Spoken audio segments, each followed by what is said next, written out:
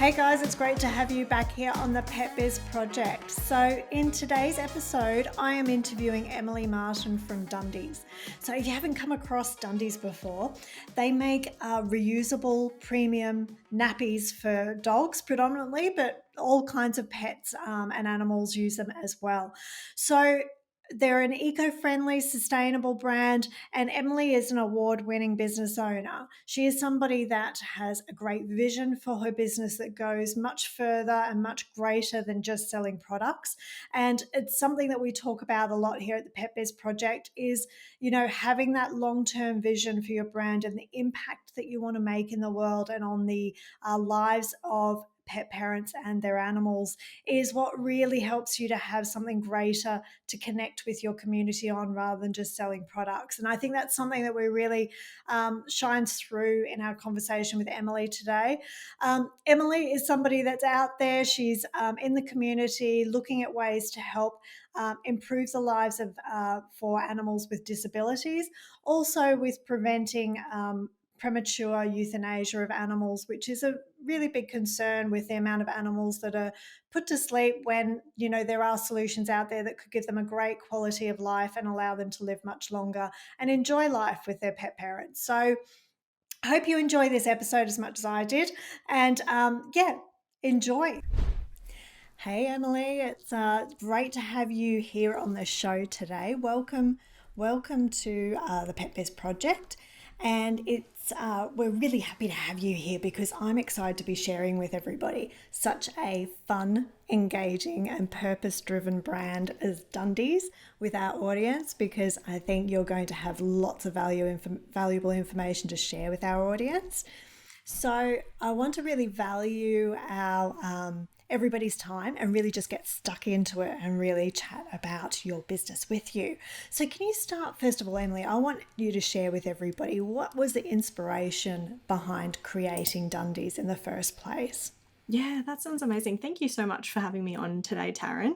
So Dundies came about from my own need of a product for my own little bulldog. So I have a rescue dog that I got when she was 6 weeks old. She was urine and fecally incontinent, and she was scheduled for euthanasia because of that, and she needs to wear nappies. But every product that I tried on the market, from disposable baby nappies through to importing pet nappies from all over, nothing worked for her. So I was just out trying to make a nappy that was going to fit her needs and not cause me so much stress and have her in a world of pain, because some of the disposables and other nappies that I was using were giving her some really nasty infections. So I worked with my vets for over 12 months to develop a nappy that was going to work for her. So lots of research and development, lots of nasty infections and things along the way. But Dundies was born out of the end of it. And it wasn't ever an intention of mine to start a business. I was just looking for a product to meet the needs that I had for my own dog. And after sharing it, people started asking me to make nappies for them. And that's how Dundies came to be. Fantastic. I know, I love it. On your website, you talk about Sophie's the bum behind the brand sort of thing. The bum. Yeah, my bum behind the brand at Dundies. Like you've got a really fun and playful and cheeky approach to your brand as well. Is that something that just came out naturally, or is that a reflection of your personality? Oh, I think it's a bit of both. We deal with the messy side of pet business at Dundies. So, I mean, unless you make it fun and put a bit of a spin on it, it's a pretty dampening subject, I think. So you have to make it fun.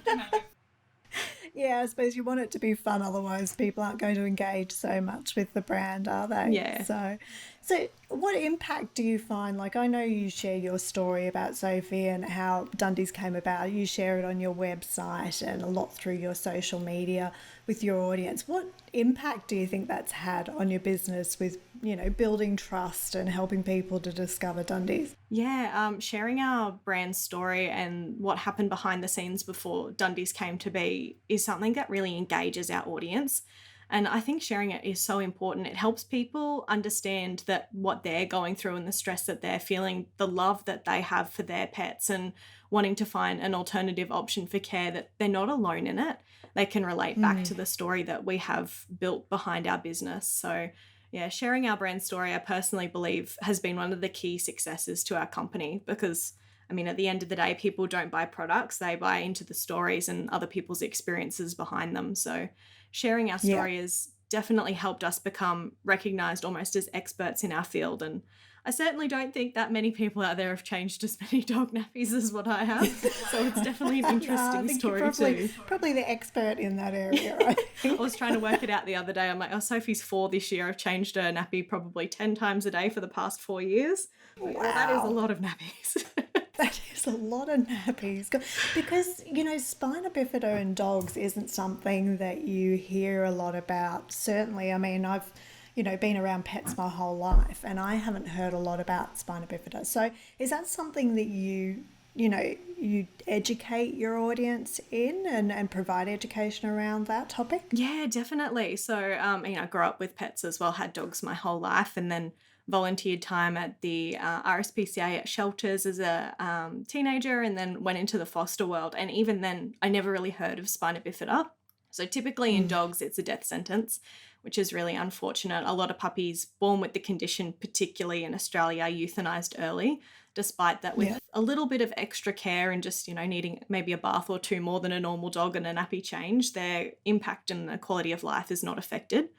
So it's not commonly seen or spoken about, and a lot of vets in Australia aren't aware of the condition either, so it can be difficult to get diagnoses.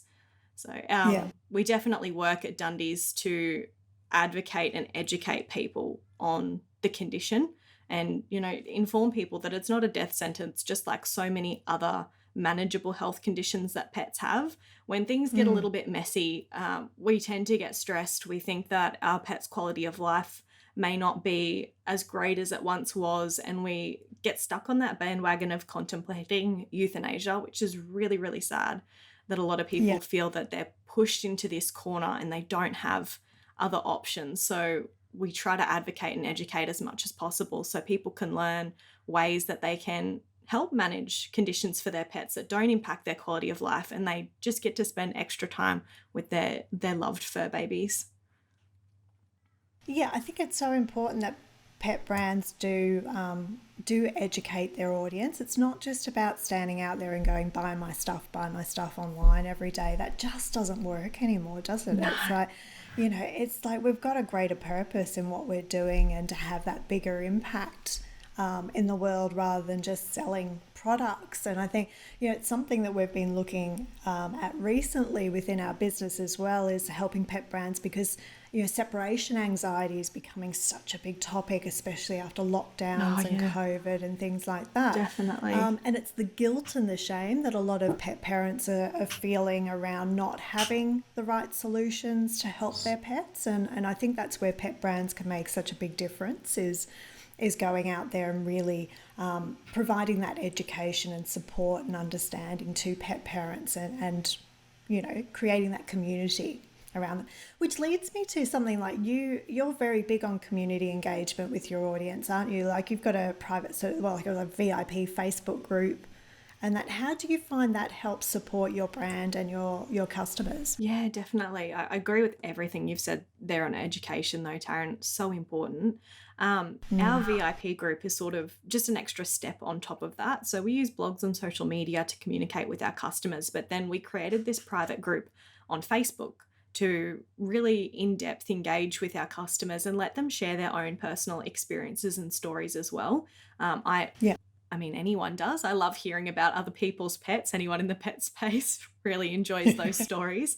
So it's a great little outlet for our customers to share. But not only are they really dedicated consumers of our content, these people really advocate and stand behind what we are for as a brand. So we find as a company that having our VIP group not only benefits our customers because we share, early access to sales, new releases and special competitions with them, but they're really dedicated in answering survey questions. When we put surveys out, they provide information on what they might like to see in the pet space to us.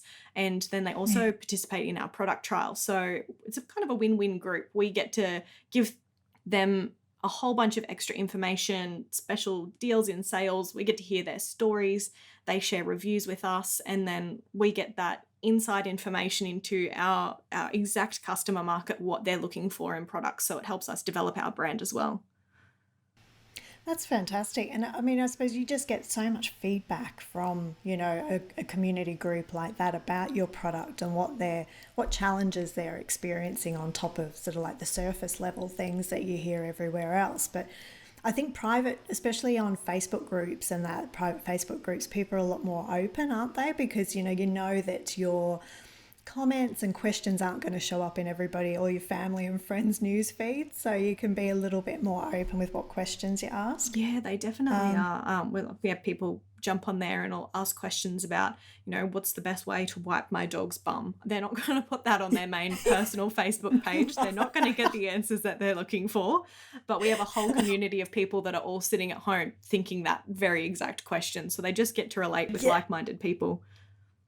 That's fantastic. I think so. And do you find that Facebook group is really fed into helping you to really understand your customer base and in a much more intimate way? Yeah, definitely. It really helped us niche down and work out exactly who our customer avatar was and who we should be approaching and targeting with our marketing as well. So it was a great insider into our business, and seeing how those people interact and their other interests was very useful for us. Fantastic. And I mean, you've got very much, unique selling points to your brand as well, that, that's very eco-friendly and it's made locally. Like you have quite a team working with you now as well, don't you? So can you tell us a little bit about the sort of business for good aspects that you've built into your business model and why you've created those? Yeah, so I personally have always had quite a big philanthropic side. I love to give back. Something that I've done since I was a teen, raising funds for charity or doing volunteer work and community work. So being able to use my business, something that I live and breathe and do every day, to be able to find ways to create good and make good changes in the world has been really soul fulfilling. So sometimes I think in business, you don't necessarily need to have everything financially filling in life, but if you can find something that fills your soul and warms your heart and helps you create a better place in the world, then why not be able to leverage that? We have a few different sides. So eco-friendly side that you mentioned, our sustainability, it's almost like it's not really an option for businesses not to be eco-friendly or sustainable or have those practices in place anymore. If we want to continue to operate and work in the world that we are in, we need to look after the planet and the people on it, or we're not going to have a place to work from or people to sell to.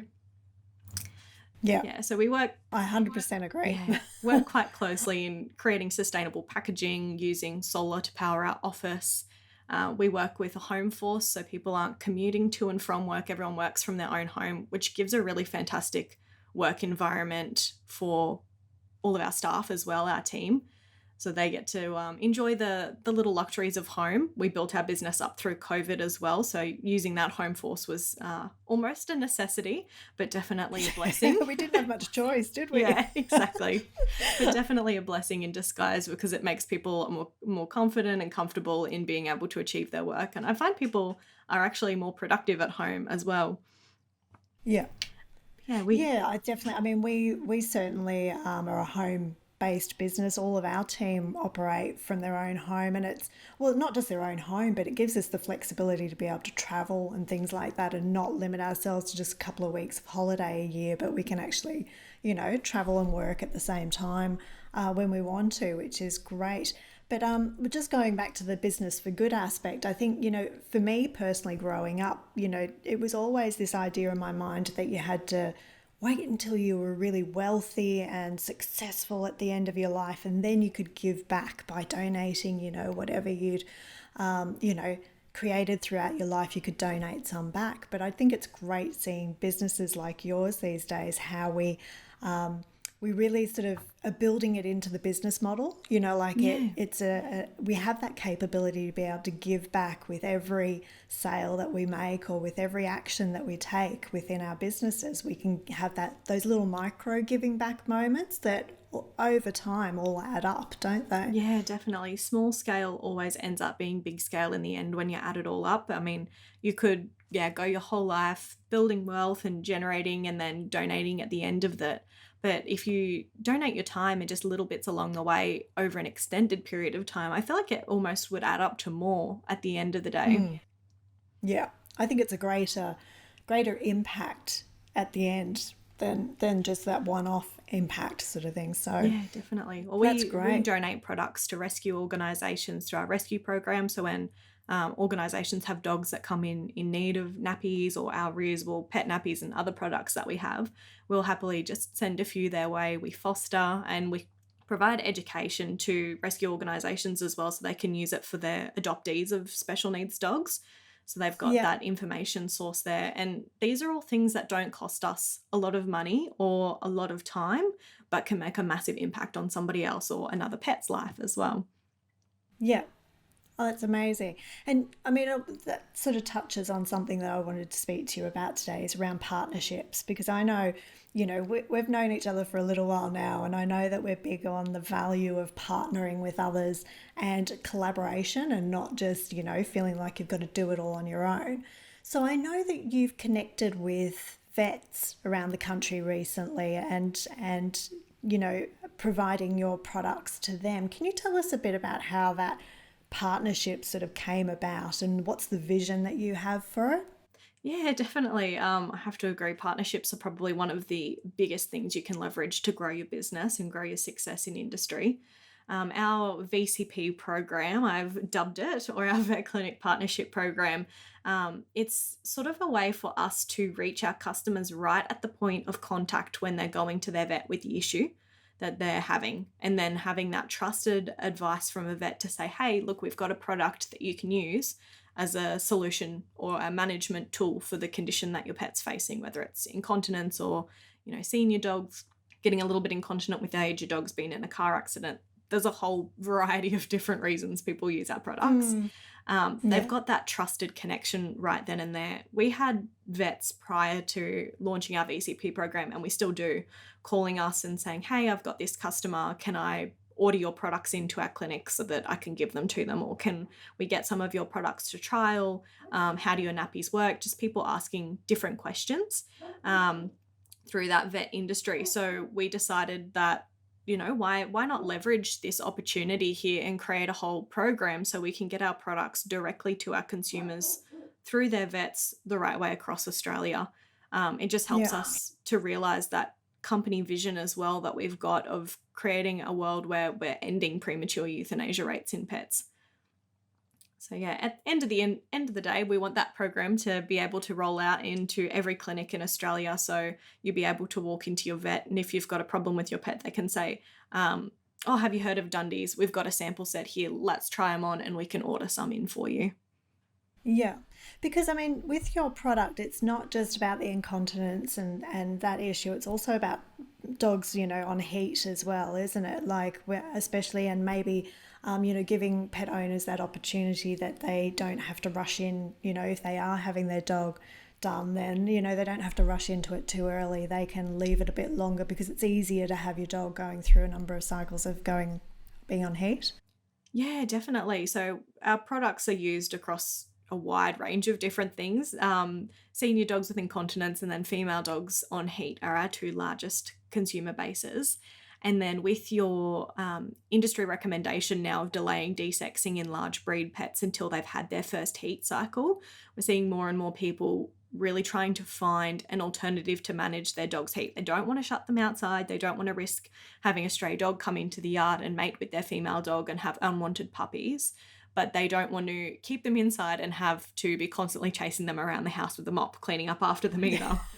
So it's not practical, is it? No, very time-consuming task, that one. So they want something that they can just quickly put on to deal with the mess, keep their pets inside, keep them comfy, keep them loved, and then go on to desexing down the track if that's what they're looking for.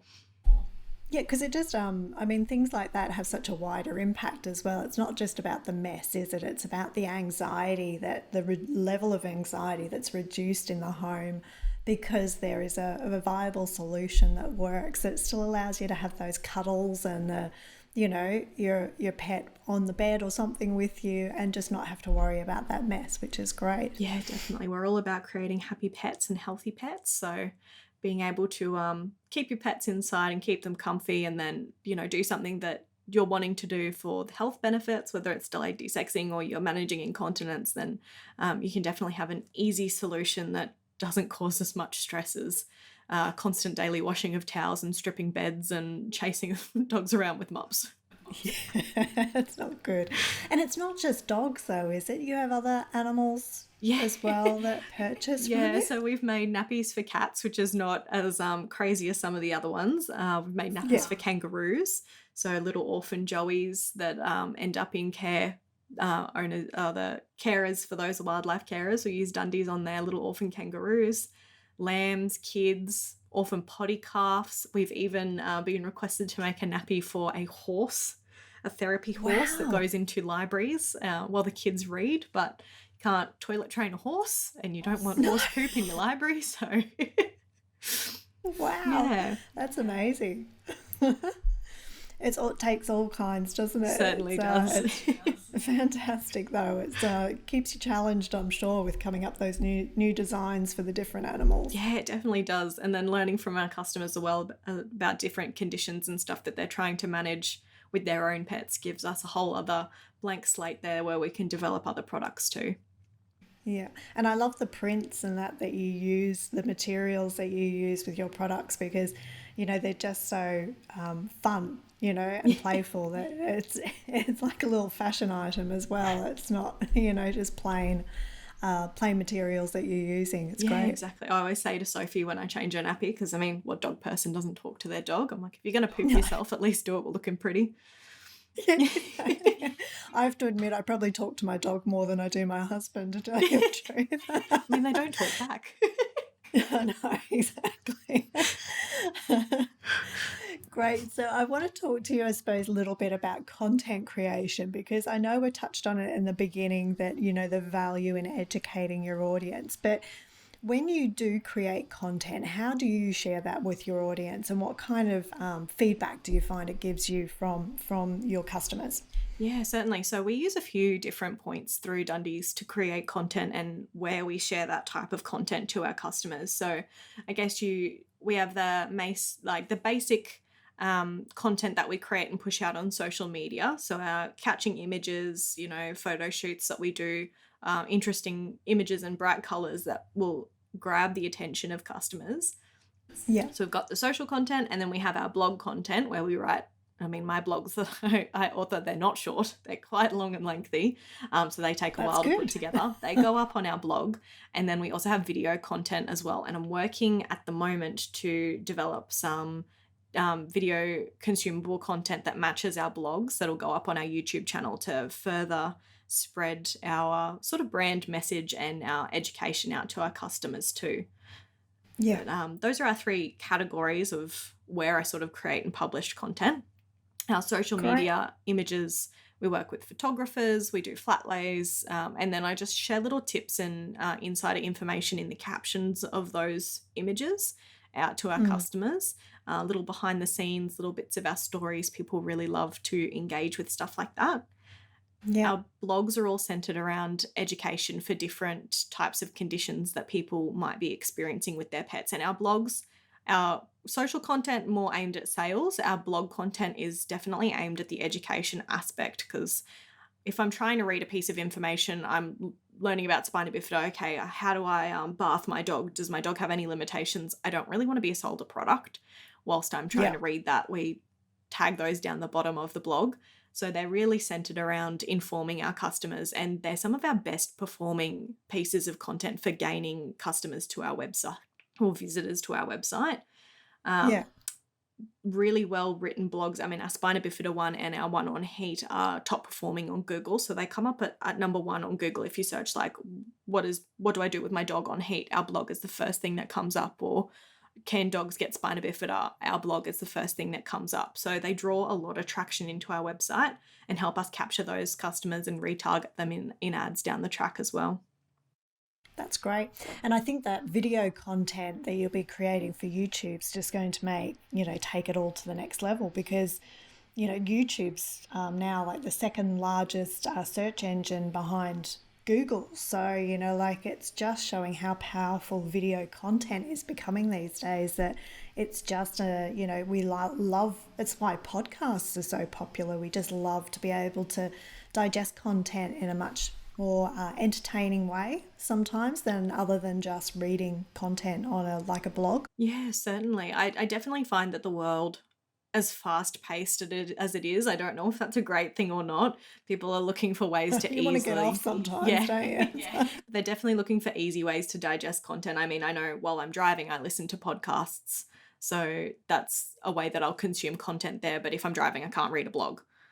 So I'm Yeah. not likely to pick up, my phone and then search for something and sit down and consume a whole blog, but I'll easily listen to several hours of podcasting while I'm doing something else, or chuck a YouTube video on quickly while I'm eating my breakfast rather than reading something now. Yeah, no, I'm the same. It's like I love to cook, but that's when I digest a lot of content and education is I'll be listening to podcasts and things while I'm cooking and cooking up a storm over the weekend. So it's just it makes it so accessible to be able to fit that type of entertainment. Like I rarely watch TV these days. I'm much more into sort of the educational videos or the podcasts. It's funny how we're all evolving to find different ways of accessing information. Yeah, definitely. I can't remember the last time I turned my TV on to consume anything. I think I use most of my social media platforms to get my news. And then, other ways that I entertain myself, I guess, would be through podcasts or, I'm pretty bad for sticking my laptop on and playing Netflix while I cook in the kitchen as well. Yeah.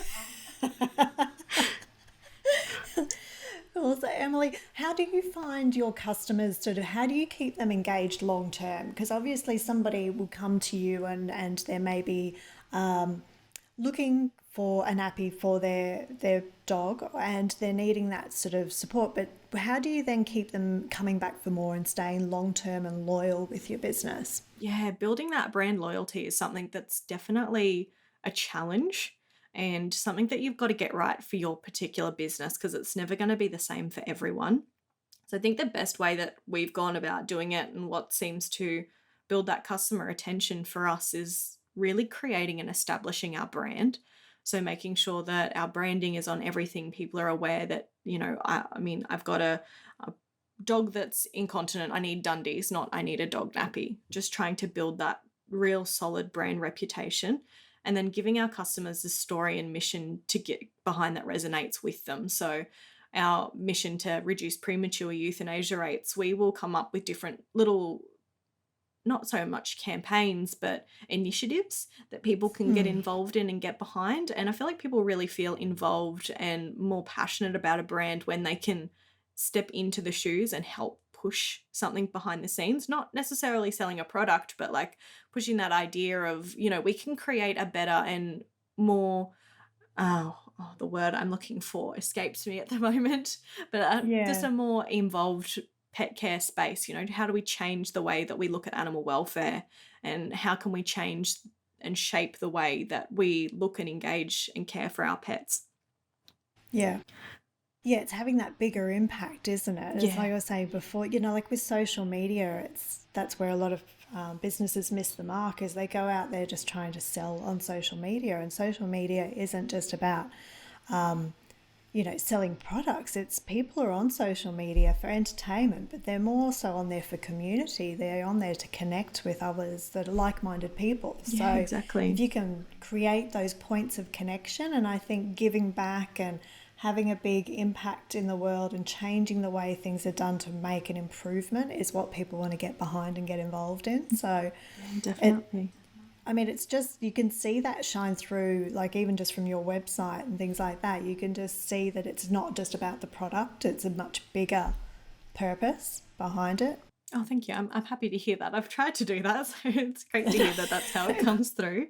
That was fantastic. Yeah, I can even share a story into that just with our social media this week. I mean, I think I put up a post talking about our suspender harnesses, which are a product that's used to help keep a nappy up on a dog. And it was purely like a salesy post. And I think it maybe got 20 likes. And then I put up a post about Sophie and a little bit of behind the scenes on the brand earlier this week as well. And that post got well over 200 likes. Yeah. I love the picture of her when she was little with her first nappy. Yeah, that's the post I'm talking about. People love it. People engage with stories. They don't necessarily engage with the photo of a product. So you've got to build build more I mean, I behind the understand. scenes. Yeah, you've still got to promote your business. I think everybody understands that, but it's just, yeah, you can't just be doing that all the time. There has to be a greater purpose to the content that you put out there. There's going to be the promotion, but it's got to be that purpose-driven and very value-led content where it's providing some form of value to the audience aside from just sharing a product with them. Yeah, exactly. Yeah, giving people something to advocate behind. And then when they see your more salesy posts as well, because like at the end of the day, you said you still got to promote your product, you're in Yeah, business, you're still you've got running to a make business. sales. People are more likely to engage and interact with that content then as well because they feel connected to the brand. Yeah, and we find that as well with email marketing is that you can get away with those promotional emails if you're sharing a lot of value-based emails because, people understand that you're a business and that they're going to receive a promotion every now and again. But if they are also getting the right balance with value and purpose-driven content, then they don't mind the promotional stuff. Like you say, if they're not ready to purchase or they've already purchased, they'll just scroll past it. So Yeah, exactly. So you're a young business owner, but I'm sure you've come across plenty of challenges in your time with growing Dundies. So can you tell us a little bit about sort of what some of those challenges are that you've experienced along the way and how you've overcome them? Yeah, definitely. I have an array of challenges in business. You could talk about things all day and make them sound like sunshine and rainbows and that it's so easy, but there's challenges behind every business that everybody has. And if they tell you that there's not, they're lying.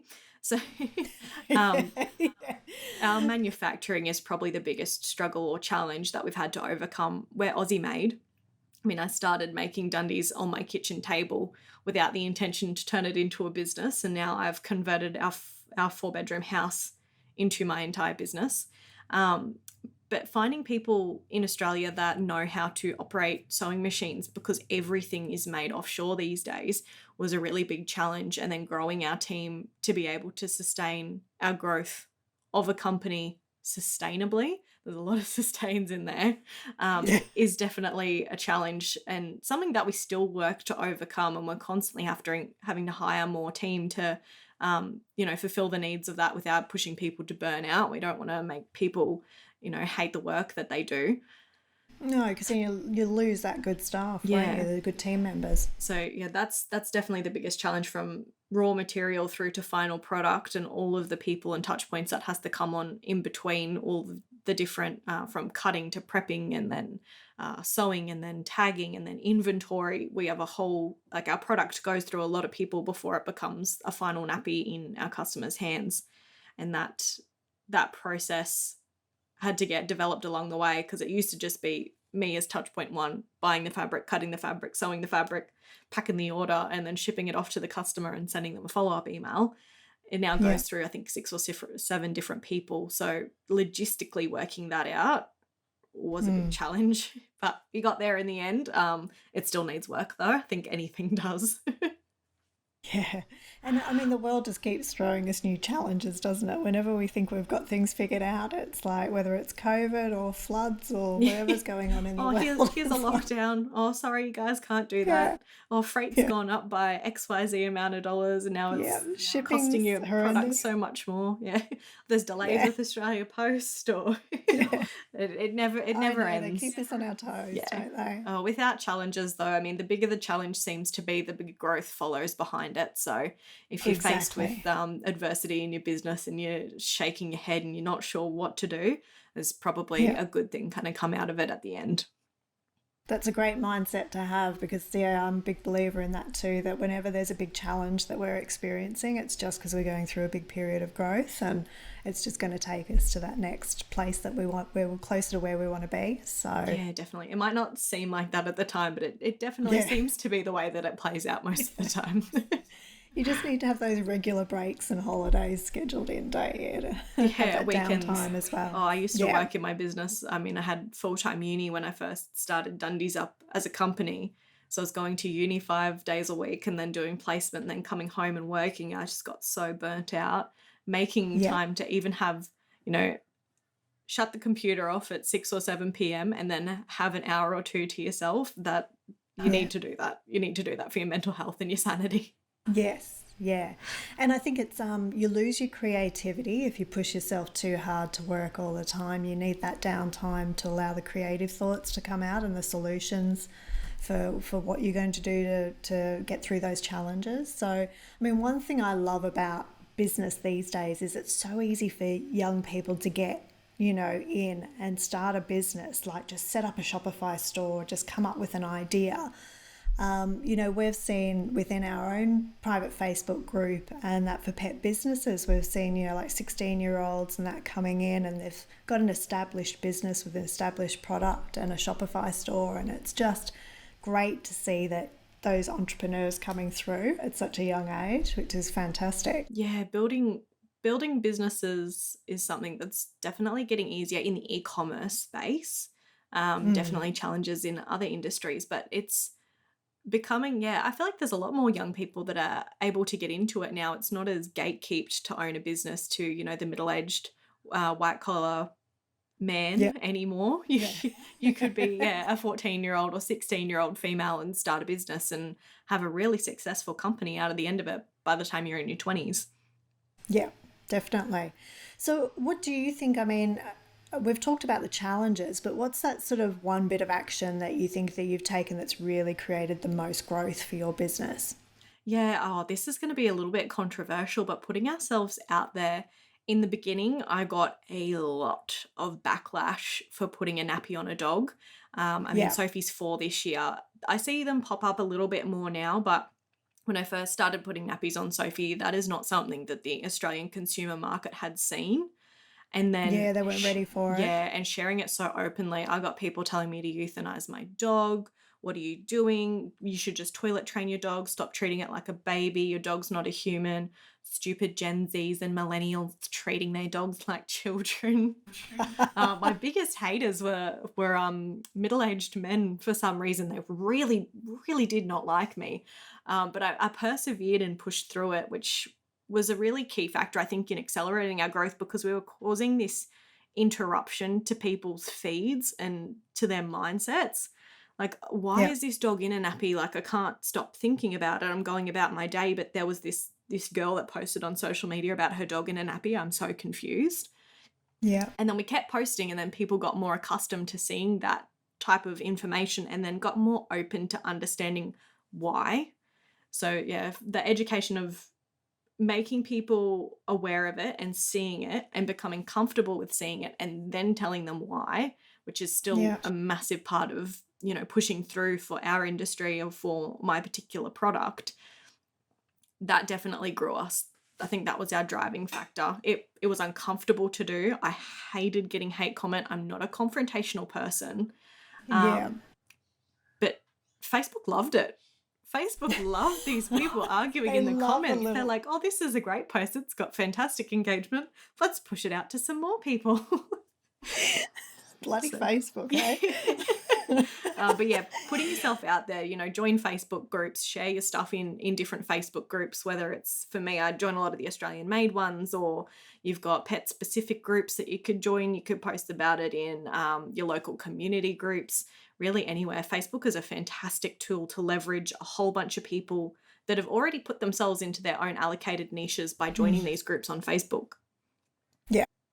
Yeah, and it's, I think, like you've just said, you're challenging the way people think, and not just a small group of people, but, the majority of people. You're challenging the way they think, but the way you've overcome it is through education and value and just staying on purpose with what you're here to do. So, because a lot of people would get that backlash and give up and go, I don't want to do this. But by pushing through, you can see that you've hugely successful with what you're doing. Yeah, That's we send fantastic. out like 700 dog nappies a month on average. So it definitely got there in the end. I think at the start, maybe, sending out 10 nappies a month to a couple of breeders, people that were already comfortable with the idea of putting a nappy on a dog, to really pushing that boundary. And I feel like we're still just cracking the surface of that. So I'm definitely excited to see where Dundies goes. But thinking at the end of the day and seeing that backlash from those posts, and then using that to understand who my target market was and who my customer avatar is, you can build that confidence in yourself that not everyone is your customer. You don't have to please everyone. Like these people that are having a go at me and telling me I need to toilet train my incontinent dog who's never, squatted to wee in her life. She has no sensation.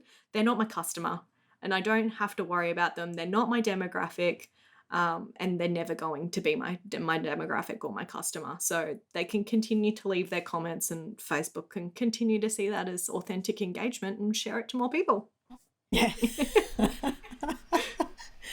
Yeah, I think it's great that you stuck at it, because I know it is difficult, but it's as you say, it's allowed you to become very crystal clear on who you are here to help support and help to feel understood and to educate and, to provide a solution for. And we don't have to please everybody in this world. I think that's just, getting comfortable with the fact that we're not here to be people pleasers. We're here for our purpose, and that to stay focused on that and not try and please everybody. Yeah, exactly. That was definitely very difficult for me to overcome as a person as well, because I don't like confrontation.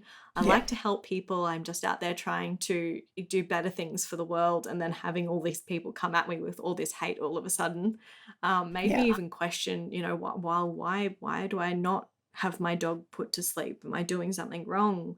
Society tells me that this isn't right, and I've got this little dog sitting beside me that's happy as can be, running around thinking she's a Great Dane, playing with my Great Danes, and she's this tiny little bulldog. I'm like, well, actually, there's nothing wrong with my dog. Maybe there's something wrong with the way other people are viewing what's going on here. Yeah, and maybe they shouldn't be so quick to judge. Yeah, exactly.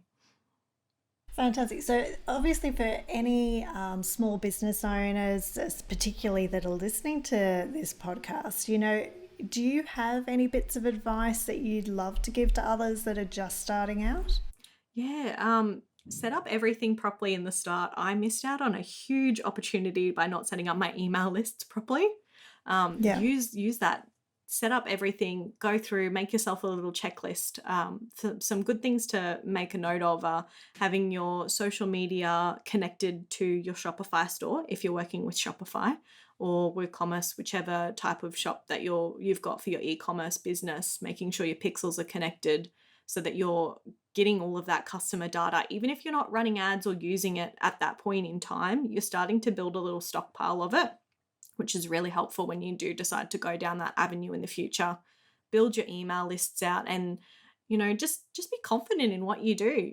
Share your story. If people don't want to hear it, then they're not your customer, and work to create and figure out who exactly your niche is, and then look at the customers that are buying from you.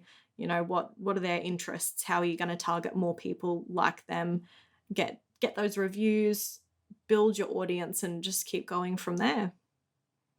That's fantastic advice. I think, yes, I see it often when there's so much time and energy put in by small business owners, especially to like Instagram in the pet industry space, and they're not getting people onto their email list as well. And it's just like if you're showing up in somebody's social media account as well as on their email list, they're like 4 times more likely to purchase from you. So it's just like so valuable, isn't it, to be able to have that as well. That way of connecting with people. And it's a different type of digesting content as well when it's email based. You can sometimes go a bit deeper and have a bit more of a deeper conversation than you can on social media. Yeah, you've got more space to share like little stories and stuff in your emails than what you're limited to in a caption on a social media post. Yeah, that's fantastic. Great. So what's next for Dundies then? Can you tell us a little bit more about what's planned for the future and what your goals are? Yeah, so I recently just redid my business plan. That's another great tip. Always have a look and do your business plan so you can work out where you're trying to head and you can make goals to get there. But so Dundies, inevitably, I want to become a one-stop shop for all things health, mobility aids, and alternative pet care tools. So think of along the lines of like your ramps, cooling vests, anything health related, but not specifically accessories or food. Yeah. So because you've already got prams and things, haven't you? Yeah, as well? We have our reusable puppy pads, our whelping pads, our prams, and then our pet nappies. And then we've got a few other products in the works at the moment that are a little bit hush-hush. That we're working on creating we'll have to watch for those. Yeah, you'll have to keep an eye out for those. But basically trying to create tools and products that fit specific needs health-wise for dogs that would otherwise, see them the owners having to look at the line of euthanasia for their pet. How are we going to help extend further upon our company's mission of ending premature euthanasia? How are we going to provide the tools and resources that people need? So we want to continue to develop that and help really change and shake up the pet care space in terms of medical supplies that people can use in their own homes, from slings and all sorts of different things. I mean, we've got pets now that are living longer. Our dogs are getting older.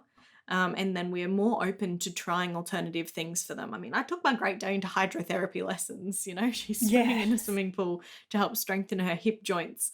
And we do all sorts of different things with our pets now. And I really want to leverage and get on board with that. And then down the track, this is our BHAG, our big, hairy, audacious goal with Dundies, is to open our franchise rehabilitation centres. So basically your Dundies pet care centre, where you'd be able to pop in and you can, purchase any of the products from our lines, as well as, access certain services for your pet, from, laser therapy to acupuncture, hydrotherapy, holistic medicine, massage, nutrition support, and more, but without going into actually providing, accessories and food. Just really looking at that holistic care space and alternative medicine and treatments for pets that create the best quality of life and the best sort of comfort that owners can have, knowing that they're giving that to their pets as well. Yeah, that's amazing. Big goals, those ones. That's good. No, I mean, because I'm a big fan of the complementary sort of side of things as well. With my dog Ash, we do acupuncture and we use CBD oil to help with her sort of sore joints and things like that. So there is so much available to us that we can use to help our animals to live better quality lives and for longer. And I think it's that education, and that just gives you so much to share and talk about with your audience as well, doesn't it? Exactly. With moving into all those different areas and providing all those different solutions, the value you can provide to their lives is just endless. Yeah, I mean, as pet owners, we want our pets to live longer, happier and healthier lives. And without having sort of a one-stop shop to find all of that information and a really trusted source, people aren't going to be able to learn about it, and they're not going to be able to find where they can access those resources. So that's sort of one of our goals, to get out there and become this really trusted education source to not only just a company selling products, but somewhere people can come to and trust the content that we produce and go, yeah, okay, Dundies has written an article about this. They've cross-referenced here. They've spoken to vets about this. I feel really good in this information. I think, acupuncture might be great for my dog. I'm going to go find somewhere that I can get acupuncture for my dog who's having some nerve issues. Yeah, because that's essentially what we're trying to do with customers, isn't it? Is we're trying to build that sense that they know, like, and trust us, that they can trust that we know our stuff, we know what we're talking about, but also that we've got their best interests at heart for them and their animals as well. Yeah, so exactly. Not everything at the end of the day is about making money. If you can help somebody in such a simple as way of writing a blog or producing a piece of content that they trust and they value, and then they go ahead and try something alternative for their pet, whether they're buying a product from you or not, and then they have success, those people are still likely to come back. I get reviews all the time from people like, hey, I read this blog from Dundies. It's fantastic. It's helped me create a whole new method for caring for my dog with Spina Bifida. I don't have their products, but this information was fantastic. And I get 5-star reviews from that too. So that trust can come from a lot more places than just your product. And they tell everybody else about you as well. Yeah. There's a few groups on Facebook that have our blogs pinned and as an information resource. A few of the Spina Bifida blog groups I know on Facebook do, and people will be like, hey, I just got this puppy, and I see all these other people that I don't even know linking them to the blog that I've written, going like, you need to read this. This will tell you everything you need to know. And I'm like, I feel really like special that these people are sharing my information, but at the same time, great. I've lived through it and experienced it for the past 4 years. I do have a lot of knowledge behind it. Yeah. Oh, that's amazing. So, Emily, if anybody wants to reach out to you and get in touch, whether it's, somebody that's interested in Dundies and what you have to offer, or whether it's vets that's looking to partner with you or something, how can they get in touch with you? Yeah, so our website has an awesome portal depending on what type of inquiry you have to contact us for. Whether you're trying to look for products or you want to become a wholesale distributor, there's different little links at the bottom of our website footer where you can go to gain access to us. You can send us an email, just emily@dundies.com.au is my personal email. Or if you're looking just to connect and you want to ask a few questions about business, I'm always more than happy to answer questions that people might have about the behind the scenes and how we operate. You're more than welcome to reach out on LinkedIn. I'm just Emily Martin on LinkedIn. My Dundies profile is connected there. So if you see a dog in a nappy, you've found the right person. Yeah. You've got a very strong brand identity, that's for sure. Yeah, exactly. Oh, that's fantastic. So, Emily, can I just say how grateful I am for you appearing on our show today and sharing your amazing experience and all your knowledge with our listeners. And thank you so much for being a part of this podcast. No, thank you so much for having me, Tarryn. I really appreciate being able to come on today and leverage partnerships. Yes, fantastic. Thanks, Emily. Thank you so much. Hey guys, I hope you enjoyed that episode of the Pet Biz Project where I interviewed Emily Martin from Dundies. I think it's a great, Dundies is a great example of, what we talk about when we talk about, having a strong brand story with your business, having a strong brand identity that's consistent across all platforms, making sure that you're building that customer loyalty and community around your business. That's not just about customer acquisition, but it's about building a solution that's there to support your community and your audience long term. And then also just having that great content that goes out in terms of informative and educational blogs and social media content. And then also those partnerships that we talked about, especially with Emily sharing with us those partnership opportunities that she's created with veterinary clinics around Australia. So I think it's just Dundies is a perfect example of what we talk about with those 5 areas that really help you to create that strong pet brand that connects with pet parents and makes sure that you're providing solutions to problems rather than just selling products. So I hope you enjoyed it as much as I did, and we look forward to seeing you in the next episode. Make sure you subscribe so you're aware when the next one comes out, and we look forward to seeing you soon. Bye.